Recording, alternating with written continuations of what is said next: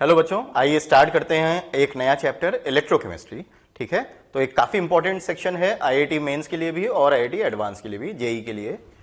Electrochemistry नाम में छुपा हुआ है कि हम लोग क्या पढ़ने वाले हैं। हाँ। तो बेसिकली केमिस्ट्री और इलेक्ट्रिसिटी का मतलब इलेक्ट्रिकल एनर्जी और केमिकल एनर्जी का कुछ आपस में रिलेशन हम लोग पढ़ने वाले हैं। तो इस पूरे चैप्टर में क्या क्या चीजें हम लोग कवर करेंगे। बेसिकली देखो, इलेक्ट्रोकेमिस्ट्री को हम लोग 3 पार्ट्स में कवर करने वाले हैं। पहला पार्ट है जिसमें हम लोग गैल्वेनिक सेल्स, डैनियल सेल्स, मतलब बेसिकली सेल्स के बारे में पढ़ेंगे। अब सेल्स क्या होते हैं? सेल्स ऐसे डिवाइसेस हैं जो कि केमिकल एनर्जी को इलेक्ट्रिकल एनर्जी में कन्वर्ट करते हैं। सेल बेटा आप घड़ी में लगाते हो सेल, है ना, चाहे वो अलार्म वॉचेस हो, चाहे वो रिस्ट वॉचेस हो, सब में सेल लगते हैं। तो वो सेल कैसे फंक्शन करता है पहले हमें वो पढ़ना है। फिर उसके बाद हमें इलेक्ट्रोलाइटिक सेल पढ़ना है। इलेक्ट्रोलाइटिक सेल में रिवर्स करते हैं। हाँ। वहां पे क्या होता है, तो पहले हम लोग ने घड़ी वाले सेल में क्या होता है बच्चों, वहां पे एक chemical reaction electrical energy produce करती है। ठीक है। और इलेक्ट्रोलाइटिक सेल में हम इलेक्ट्रिकल एनर्जी यूज करके एक केमिकल रिएक्शन को जबरदस्ती करवाएंगे। ठीक है, अभी बेसिक हम लोग देखेंगे कि क्या करना है। और तीसरा जो लास्ट पार्ट होगा वो कंडक्टेंस वाला पार्ट होगा, जिसमें हम लोग इलेक्ट्रोलाइटिक कंडक्टेंस के बारे में पढ़ेंगे। तो पूरे चैप्टर को आप ब्रॉडली 3 तरह से डिवाइड कर सकते हो। तो फर्स्ट सेक्शन हम लोग स्टार्ट करेंगे जिसमें हम लोग गैल्वेनिक सेल और डैनियल सेल्स के बारे में पढ़ेंगे। ठीक है, तो स्टार्ट करते हैं। Electrochemistry deals with the study of electrical properties of solutions, है ना, of electrolytes and the inter relation of chemical phenomena and electrical energies. जो बात मैंने की कि बेसिकली हम लोग इस चैप्टर में इलेक्ट्रिकल और केमिकल एनर्जी में जो इंटरचेंजेस होते हैं उनको पढ़ने वाले हैं।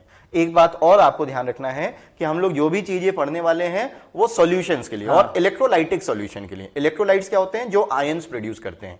बेसिकली आयंस क्यों चाहिए? ताकि वो इलेक्ट्रिसिटी कंडक्ट करे। बिल्कुल, मतलब हमें एक ऐसा सॉल्यूशन नहीं चाहिए जिससे कुछ ना तो इलेक्ट्रिसिटी हम निकाल पाए और ना हम दे पाए। मतलब कुल मिला के चार्ज का आदान प्रदान, बिल्कुल, चार्ज का ट्रांसफर होना चाहिए। और चार्ज के ट्रांसफर के लिए तो आयंस होने चाहिए। बिल्कुल, क्योंकि सॉल्यूशंस की बात कर रहे हैं तो सारा सब कुछ सॉल्यूशंस में ही डिपेंड करेगा। ठीक है, next electrochemical cell.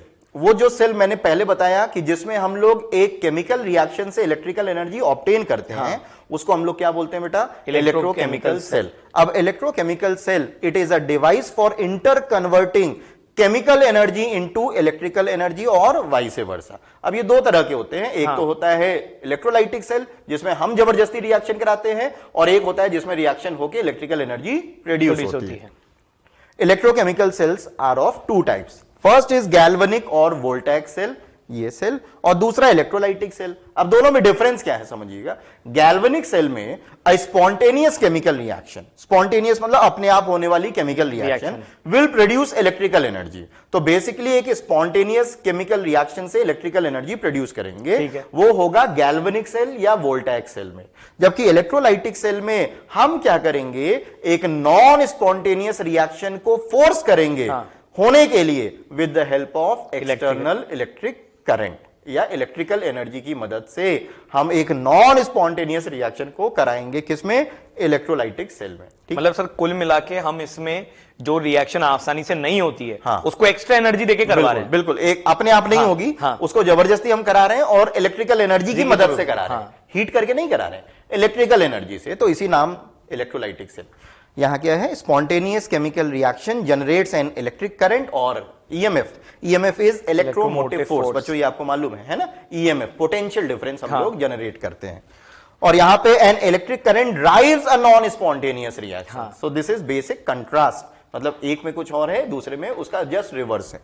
Chemical energy converted into electrical energy, और यहां रिवर्स है, electrical energy is converted into chemical energy. So this is the basic difference. लेकिन दोनों को हम इलेक्ट्रोकेमिकल सेल बोलेंगे। तो इलेक्ट्रोकेमिकल सेल के 2 प्रकार हो गए, एक गैल्वेनिक या वोल्टैइक सेल और दूसरा है इलेक्ट्रोलाइटिक सेल। ठीक है, अब सबसे पहले जैसे मैंने बोला कि हम लोग गैल्वेनिक सेल्स के बारे में बात करेंगे।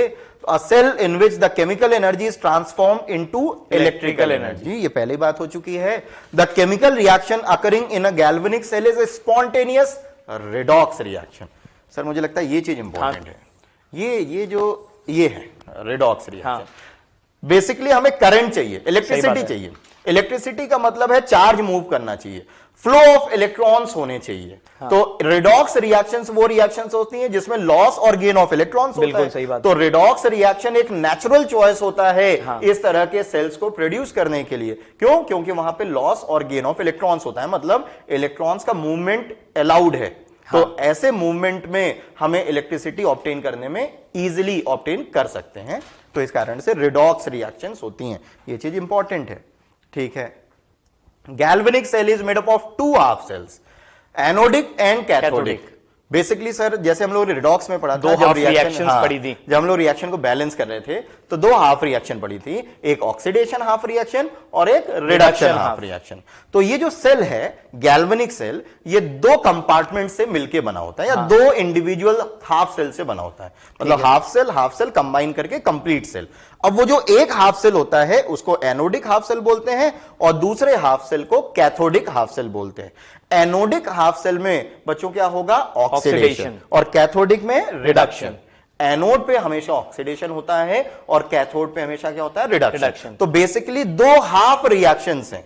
ऑक्सीडेशन हाफ रिएक्शन के लिए एक सेल हो गया और रिडक्शन हाफ रिएक्शन के लिए दूसरा सेल हो गया।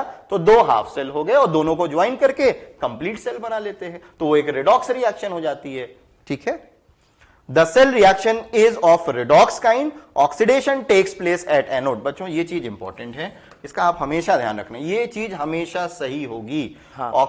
किसी भी तरह का सेल हो, किसी भी तरह का सेल हो, एनोड पे हमेशा ऑक्सीडेशन होगा और कैथोड पे हमेशा रिडक्शन होगा। इस चीज को गांठ बांध के रखनी है आपको। ठीक है। It may be represented by a Daniell cell. Daniell cell is a special type of galvanic cell. मतलब एक तरह से सर कहते हैं नाम हो गया। हाँ। डैनियल सेल एक पर्टिकुलर नाम हो गया गैल्वेनिक सेल के टाइप का। तो वो जो मोस्ट कॉमन हम लोग पढ़ने में यूज करते हैं that is actually Daniell cell.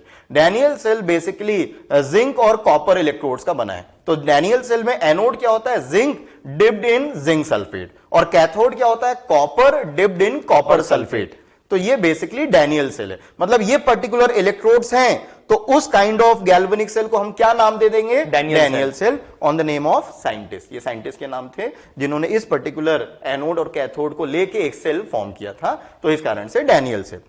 Zinc rod immerse in zinc sulphate behaves as anode, जो मैंने अभी बात बोली, और copper rod dipped in copper sulphate solution behaves as cathode.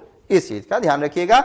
This is Daniel cell, है ना। ऐसा नहीं कि सभी गैल्वेनिक सेल में यही इलेक्ट्रोड, सर बच्चे कंफ्यूज हो जाते हैं। सही बात है कि हर तरह के गैल्वेनिक सेल में यही इलेक्ट्रोड नहीं, ये सिर्फ Daniell cell. Daniell cell is a particular kind of, आप कह सकते हैं जैसे सर बिस्किट में पार्ले जी, हालांकि हर तरह के बिस्किट को हम लोग पार्ले जी, सर गांव में क्या होता है? ग्लूकोज बिस्किट्स को खाते हैं। जैसे गांव में क्या होता है ना, अच्छा वॉशिंग पाउडर है तो उसको लोग निरमा बोलते हैं, अलमारी को गोदरेज बोलते हैं। बिल्कुल। तो ऐसा नहीं है कि डैनियल सेल का मतलब सभी गैल्वेनिक सेल, ये एक पर्टिकुलर टाइप है। ठीक है, उसको आपको पूरा। कई बार बच्चे एक बहुत फनी क्वेश्चन भी पूछते हैं जी, कहते हैं कि अगर सर मैं एनोड पर कॉपर और कॉपर सल्फेट ले लूं और कैथोड पे जिंक और जिंक सल्फेट ले लूं तो क्या होगा? होगा भाई। अब जैसे सर हम लोग आगे क्या करेंगे, डायग्राम देखेंगे। लेफ्ट में कन्वेंशनली लेफ्ट में एनोड बनाते हैं और राइट में कैथोड। बिल्कुल बिल्कुल। अब बच्चे कहते हैं सर ये इधर कर दे तो वो उधर, उससे कोई फर्क नहीं पड़ने वाला है। आप दूसरी तरफ से देख रहे हो, आपके लिए आप सामने से देख रहे हो तो कोई चीज लेफ्ट पे है, पर कोई बंदा पीछे से देखेगा तो उसके लिए वो राइट पे हो जाएगा। सही बात है। तो जब आप सेल पढ़ेंगे तो बेसिकली हमें फंक्शनिंग देखनी है कि कैसे फंक्शन होते हैं। एनोड वो जगह होगी जहां पे लॉस ऑफ इलेक्ट्रॉन होगा। सही बात। अब वो बाएं और दाहिने से मतलब नहीं है। सही बात। ठीक है, ये मैंने बात की थी अभी। जैसे ये हम लोग डैनियल सेल देख रहे हैं ना, Daniell cell is a special type of galvanic cell.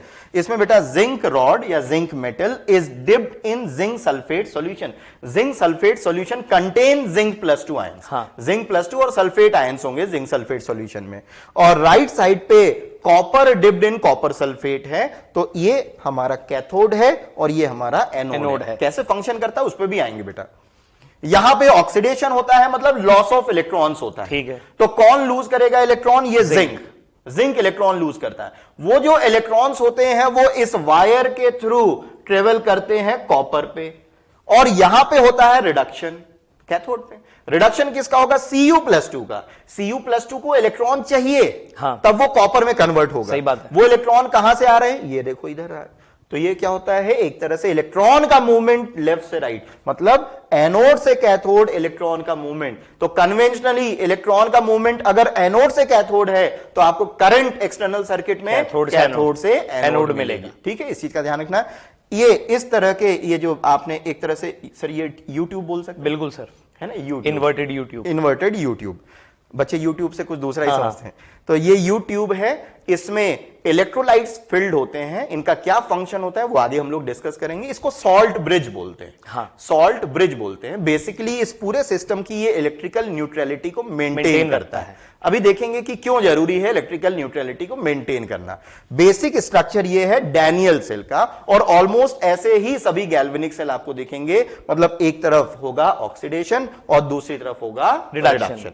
Anodic half cell, cathodic half cell, और दोनों को जोड़ दिया तो कंप्लीट सेल। ठीक है, ठीक है। नेक्स्ट, जैसे ये अब थोड़ा मोर डिटेल्ड है वही चीज बेटा, लेकिन थोड़ा सा डिटेलिंग है। अब सुनिएगा, मैं स्टेप बाय स्टेप आपको एक्सप्लेन कर रहा हूं कि यहां क्या क्या चीजें हो रही हैं।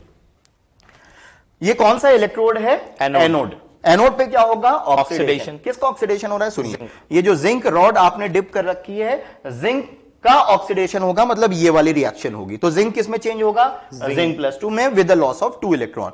जिंक +2 धीरे धीरे किस में जाने लगता है? सॉल्यूशन में। ये देखो जिंक +2 कहां आने लगा? सॉल्यूशन में। ठीक है, अच्छा, जो इलेक्ट्रॉन्स हैं वो सरफेस पे एक्यूमुलेट होने लगते हैं, और आपने वायर कनेक्ट कर रखा है, तो these electrons move from this wire to this particular electrode. ये क्या है?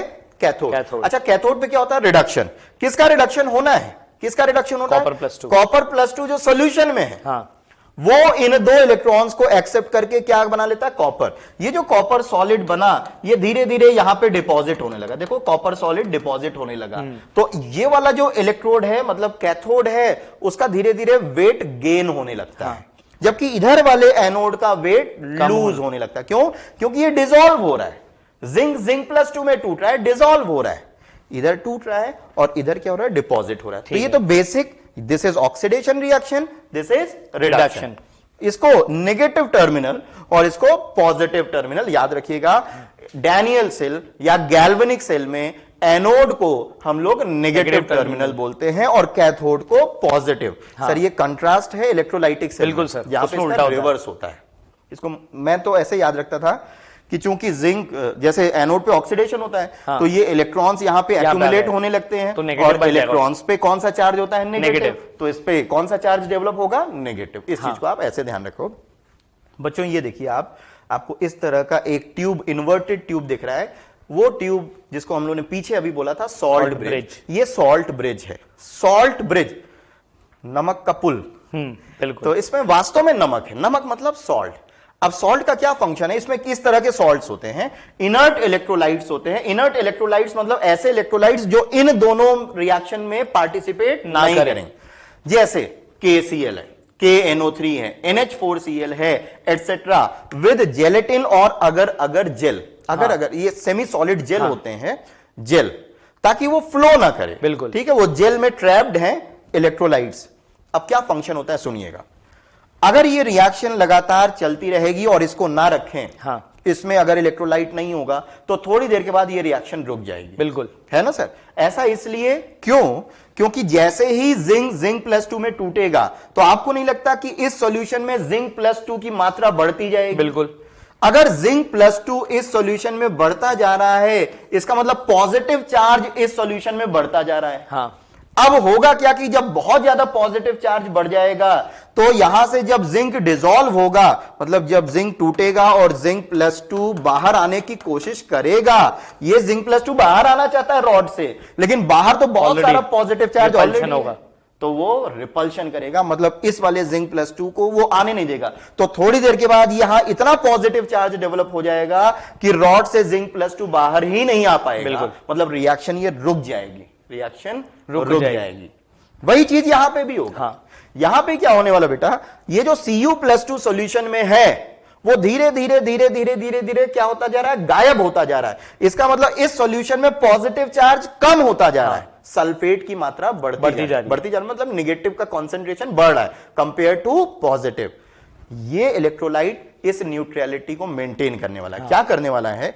इधर जिंक +2 ज्यादा है ना, क्योंकि पॉजिटिव चार्ज बढ़ने लगा। ठीक है। तो इलेक्ट्रोलाइट, सपोज आपने KCl ऐड किया, ये जो KCl का इस एक्सेस पॉजिटिव चार्ज को न्यूट्रलाइज करने के लिए कौन इधर मूव करने लगेगा? Cl-। ये देखिए क्लोराइड, क्लोराइड इधर से मूव करने लगता है, क्यों? ताकि वो इधर एक्सेस पॉजिटिव चार्ज जो डेवलप हुआ उसको न्यूट्रलाइज कर सके।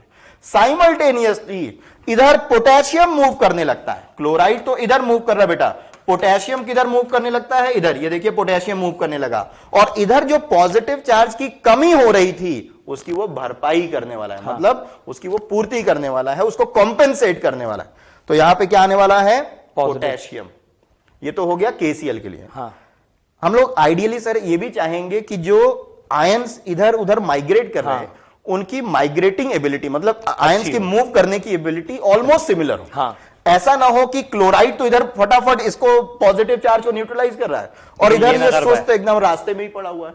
मतलब इधर तो negative charge, sorry positive charge नहीं पहुंच पा रहा है और इधर जल्दी जल्दी पहुंच रहा है। हम ये चाहेंगे कि इक्वल रेट से दोनों आयंस पहुंचे, ताकि दोनों सेल्स में इलेक्ट्रिकल न्यूट्रलिटी बराबर मेंटेन रहे। बिल्कुल, कोई अननेसेसरी पोटेंशियल डेवलप ना हो। तो ये सॉल्ट ब्रिज का फंक्शन है। करंट कैसे जनरेट होगा बच्चों, ये समझ लिया आपने। यहां लॉस ऑफ इलेक्ट्रॉन होगा, इलेक्ट्रॉन्स ट्रेवल करेंगे इधर से उधर, ठीक है, और इलेक्ट्रॉन्स के मूवमेंट के अपोजिट कन्वेंशनली जो हमारा करंट का मूवमेंट है, तो जो करंट का डायरेक्शन है वो ये रहा।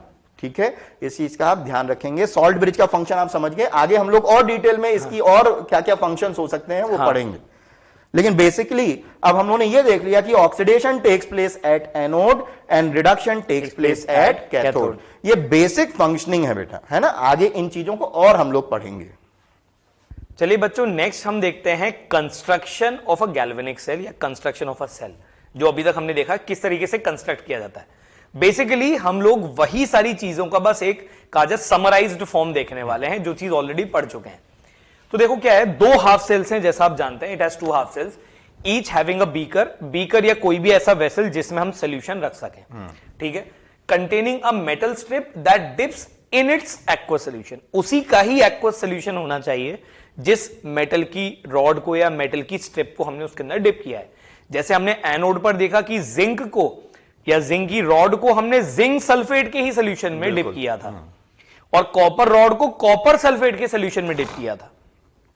The metal strips are called electrodes and are connected by a conducting wire. Obvious सी बात है, करंट थोड़ा तो फ्लो करवाना ही पड़ेगा, थोड़ी पोलैरिटी पहले से ही जनरेट करनी ही पड़ती है। उसकी वजह से हमें कंडक्टिंग वायर यूजुअली यहां पर एक यूज करना पड़ेगा उन इलेक्ट्रोड्स को ज्वाइन करने के लिए। The two solutions are connected by a salt bridge. ये आप अच्छे से जानते हैं सॉल्ट ब्रिज क्यों लगाया जाता है और किस तरीके से लगाया जाता है, ठीक है। दो हाफ सेल्स भी बनते थे, it has two half cell, each half cell consist of a metallic electrode dipped into an electrolyte. The two half cells are connected by metallic wire through a voltmeter and a switch externally.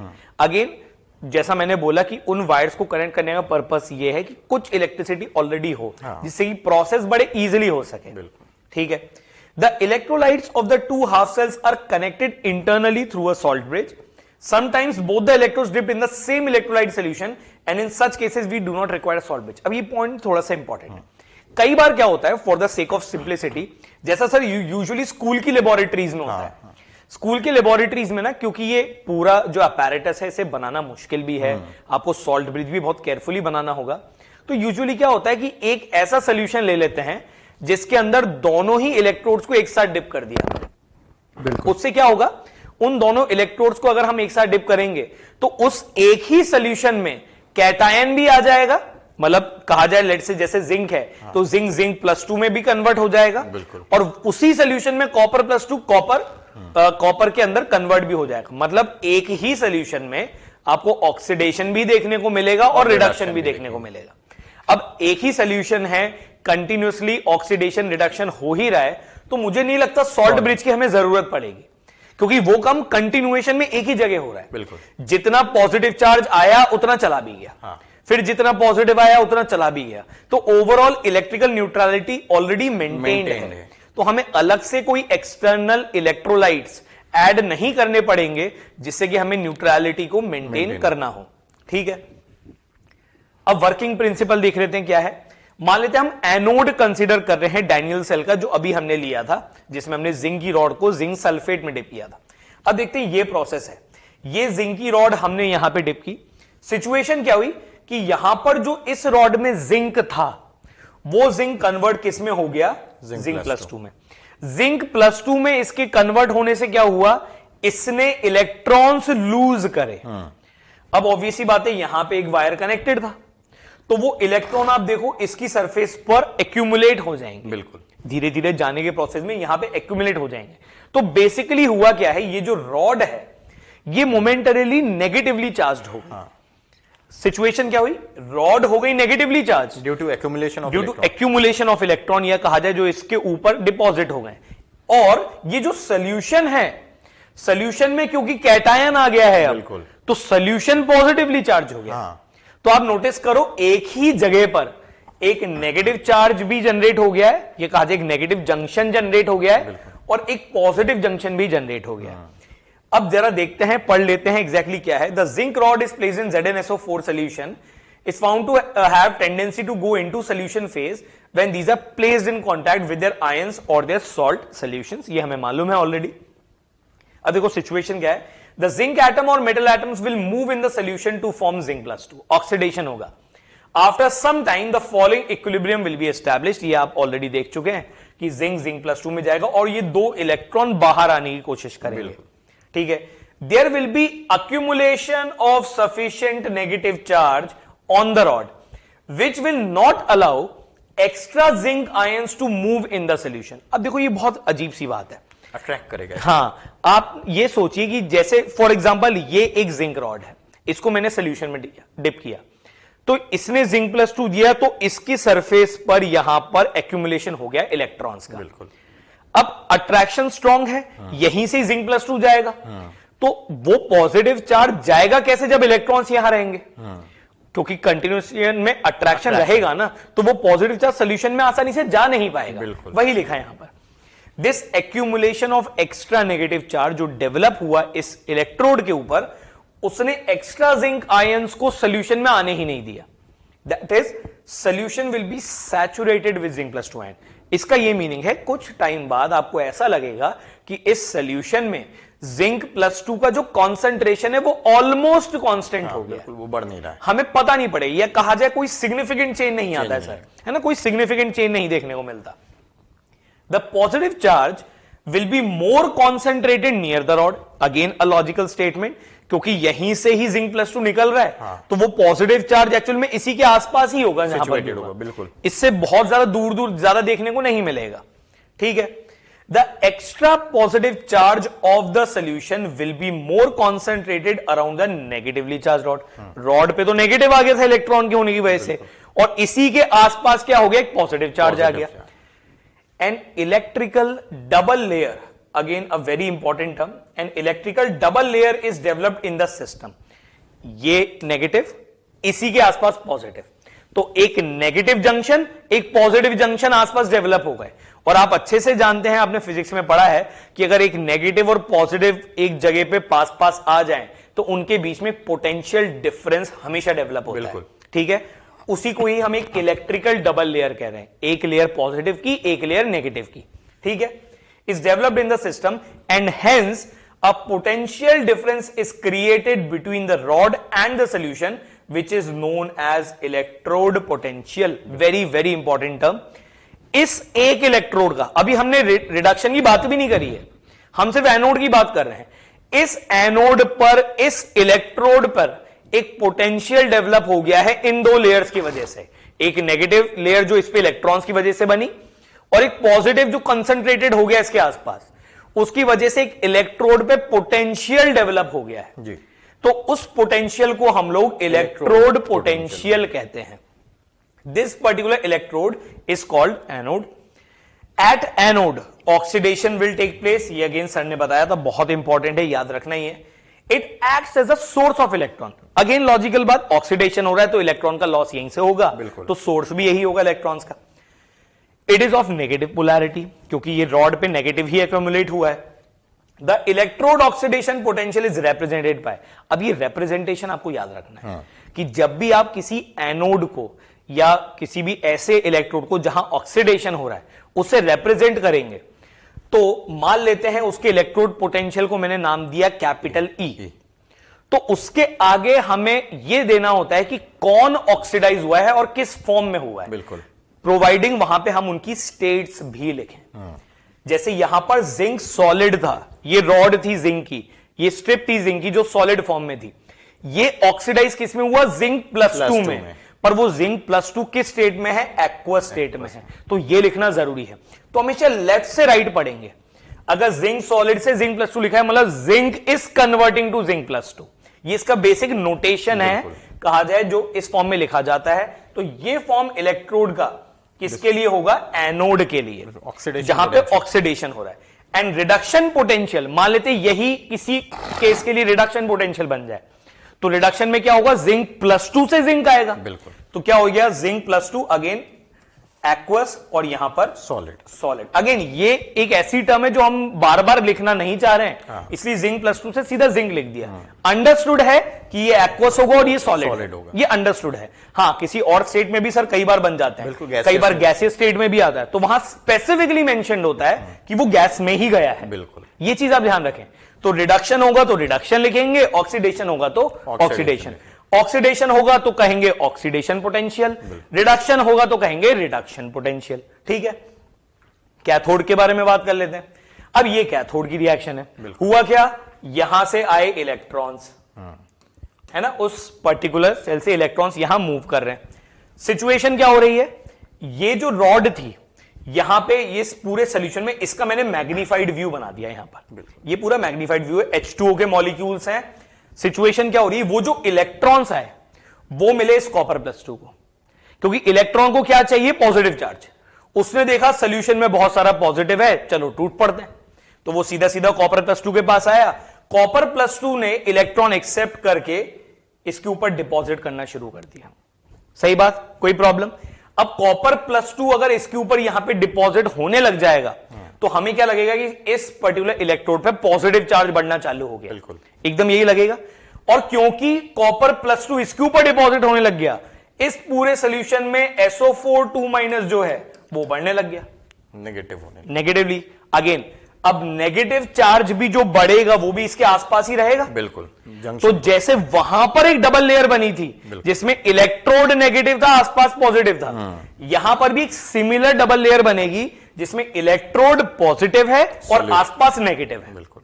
वहां पे एक potential develop हुआ था, यहां पर भी एक potential develop होगा, उसे नाम दिया था ऑक्सीडेशन पोटेंशियल, इसे क्या नाम दूंगा, रिडक्शन पोटेंशियल, क्योंकि यहां पे कॉपर +2 कॉपर में कन्वर्ट हो रहा है। तो वही सारी चीजें लिखी हैं, देखो, copper placed in contact with aqueous solution, copper +2 converts to copper solid. ठीक है, सिंपल सी चीज लिखी हुई है। So the rod will have deficiency of electron, rod में इलेक्ट्रॉन्स की कमी हो जाएगी तो पॉजिटिव चार्ज बढ़ जाएगा। Extra negative charge will surround this positive charge rod and form a double layer. An electrical double layer is developed, जैसा वहां पर हुआ था, in the system, and hence a potential difference is created between the rod and solution, which is called electrode potential. This will be known as cathode. Cathode पे हमेशा reduction, anode पे हमेशा oxidation. ठीक है, at cathode reduction will take place. Cathode act as a sink of electron. Source क्या था, anode, जहां से आए, और कहां आके खत्म हो रहे हैं, सिंक में, कैथोड पे, तो उसको हमने सिंक ऑफ इलेक्ट्रॉन कह दिया। पॉजिटिव पोलैरिटी डेवलप होगी क्योंकि अब जो इलेक्ट्रोड है उस पर पॉजिटिव चार्ज आ गया, बिल्कुल ठीक है। Their electrode reduction potential can be represented by, देख लो जरा, रिडक्शन दिखाना था ना, तो कॉपर +2 से कॉपर में आना चाहिए था, तो कॉपर +2 से कॉपर में। ये जो बीच में हमने एक डंडा बनाया है, आप ऐसे समझ लीजिए, ये बस ये रिप्रेजेंट कर रहा है कहां से कहां कन्वर्जन हो रहा है, बस एक वो सेपरेशन के लिए, बेसिकली एक्चुअली वो फेज, हाँ, अलग अलग फेज को बिल्कुल सेपरेट कर रहा है। हाँ, मतलब सेपरेशन के लिए हमने एक बैरियर बताया है जिससे कि हमारे लिए क्लियर हो जाए कि कहां से कहां कन्वर्जन हो रहा है। ठीक है, anode is where oxidation occurs and negative sign, and cathode is where reduction occur and has a positive sign. यानी एनोड वाला इलेक्ट्रोड नेगेटिव इलेक्ट्रोड कहलाता है और कैथोड वाला जो रिडक्शन वाला इलेक्ट्रोड है वो पॉजिटिव इलेक्ट्रोड कहलाता है। ठीक है, अच्छा, ओवरऑल प्रोसेस अगर लिखना हो तो जिंक कन्वर्ट हो, अब जरा आप ये देखो ओवरऑल प्रोसेस क्या लिखें, जिंक कन्वर्ट हो रहा था जिंक +2 में +2 इलेक्ट्रॉन, बिल्कुल, और कॉपर +2 2 इलेक्ट्रॉन लेकर कन्वर्ट किस में हो रहा था? कॉपर में। सही बात, सॉलिड है और एक्वस है।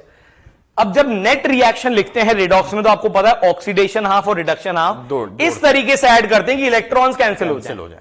तो आप इनको ऐड करोगे तो ये टर्म कैंसिल, नेट रिएक्शन क्या बनेगी? बिल्कुल, zinc solid plus copper 2 plus aqueous converting to copper solid plus zinc plus 2 aqueous. In galvanic cell, like a Daniell cell, the electrons flow from anode to cathode through external circuit. Zinc dissolves at zinc plus 2, copper plus 2 converts to into copper, picks up 2 electrons and is deposited at cathode. ठीक है। Function of salt bridge वैसे तो हमें already पता है, एक बार फिर से देख लेते हैं।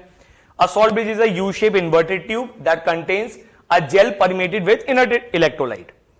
It connects the solution to hustle to complete the circuit. Again, minimize the liquid junction potential. वो जो पोटेंशियल जो सर ने भी बताया था कि वो पॉजिटिव चार्ज बहुत ज्यादा बढ़ने लग जाता है एक जगह और एक जगह नेगेटिव बहुत बढ़ने लगता है, उसे न्यूट्रलाइज करने के लिए हम लोग इसे बोलते हैं। बिल्कुल। अच्छा, वो जो पोलैरिटी बढ़ रही है उसे लिक्विड जंक्शन पोटेंशियल बोलते हैं। ठीक है, उसे मिनिमाइज करने का काम करता है सॉल्ट ब्रिज। बेसिकली सबसे इंपॉर्टेंट काम ही इसका यही है। बिल्कुल। अच्छा, इट मेंटेन्स इलेक्ट्रिकल न्यूट्रलिटी, हम लोग ऑलरेडी बात कर चुके हैं।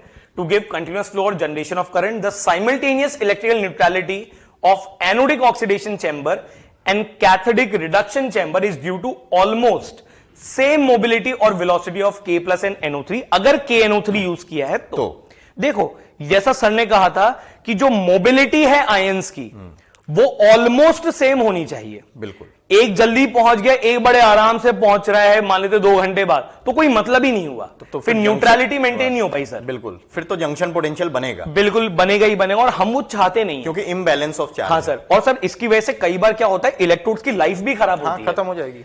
कुछ एक इलेक्ट्रोड तो पता चले खत्म ही हो गया, और दूसरा इलेक्ट्रोड अभी भी वैसा का वैसे ही टिका हुआ है, हमें पूरा पैरेटस नया बनाना पड़ता है। तो वो सब चीजें ना हो इसलिए हम लोग सिमिलर मोबिलिटी लेते हैं या ऑलमोस्ट क्लोज, जिनकी कहा जाए स्पीड हो सोल्यूशन में मूव करने की।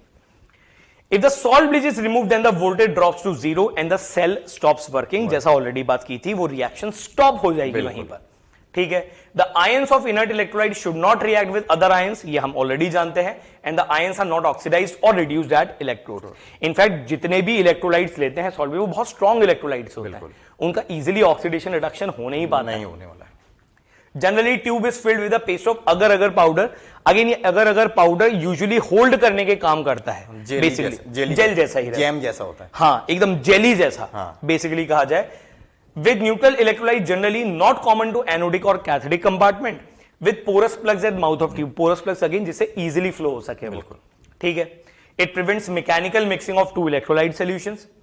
Liquid junction potential क्या है? The potential difference which arises between two solutions when in contact with each other। Salt bridge removes the effect of junction potential, मतलब वो पॉजिटिव नेगेटिव बढ़ने नहीं देता, by providing appropriate migration of ion। आप याद करो, वहां पर एनोड पर Cl माइनस आ गया था, कैथोड पर K प्लस आ गया था, वो उनका काम ही यही था। अपने आप माइग्रेशन इस तरीके से हुआ कि वो न्यूट्रलिटी मेंटेन रहे। ठीक है। कैरेक्टरिस्टिक्स हम ऑलरेडी देख चुके हैं। Electrolyte should be inert, cations and anion of electrolyte should be of same ionic mobility, and ions of electrolyte should not react with ions of the solution।